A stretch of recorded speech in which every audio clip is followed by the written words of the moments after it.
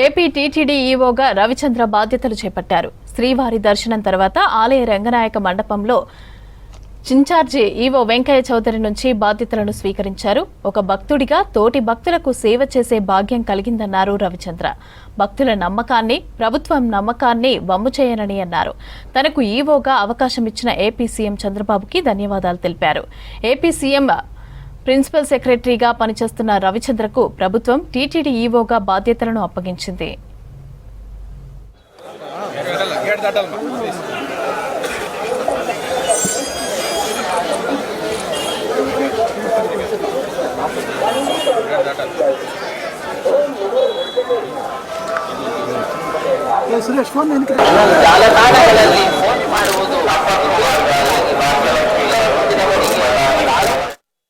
ఒక భక్తుడిగా తోటి భక్తులకి సేవ చేసే భాగ్యం కలిగింది.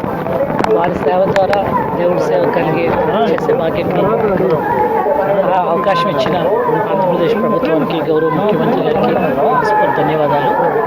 అందరి నమ్మకాలని నిలబెడతానని, భక్తుల యొక్క నమ్మకాలని, ప్రభుత్వం యొక్క నమ్మకాన్ని ఆ దేవుడు ఇచ్చిన శక్తితో నిర్వర్తించగలనని మనస్ఫూర్తిగా కోరుకుంటున్నాను.